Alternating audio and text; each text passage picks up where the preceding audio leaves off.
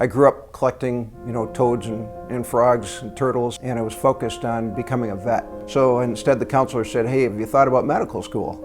I said, "Well, no, I hadn't, but what do I have to do?" And they said, "Take the MedCat." And I was dating a girl at the time, all through college, and I said, "I know where I'm going to be for the next 4 years. Do you want to get married?" And my wife and I started having kids, and became a urologist, a plumber. Everybody needs a good plumber. Moved to Muskegon to do urology for now 22 years.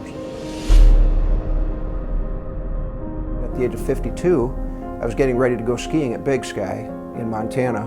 I thought probably ought to get a physical exam. I always preached that to my patients, and so I figured I better follow my own advice.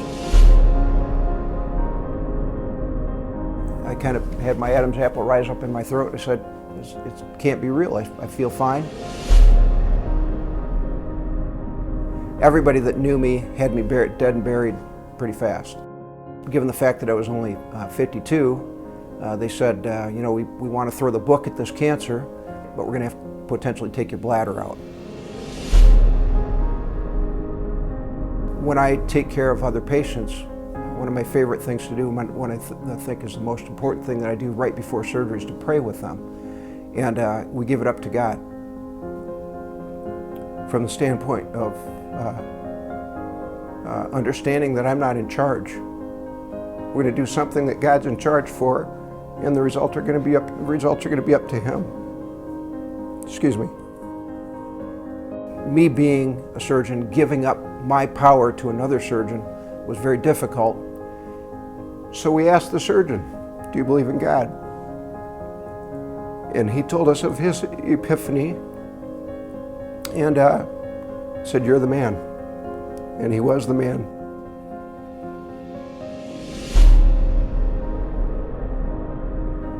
I had my prostate and my bladder removed, and I was replumbed.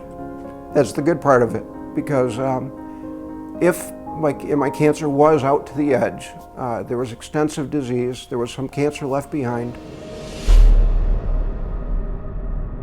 And I have to tell you that I think my wife bears the biggest brunt. So I think that's the hardest part for me, is to see how my wife's life has changed. I have never asked myself, why me? I've been so blessed in my life. It's more like, when me? I was always the luckiest hunter. Always shot big deer, shot big elk. I've always been a glass half full or 3/4 full guy. I can't imagine that anything will ever come along that's going to make me think that I'm not blessed. Having an ostomy for a lot of people was something that they would look badly upon. For me, it was part of my life-saving adventure.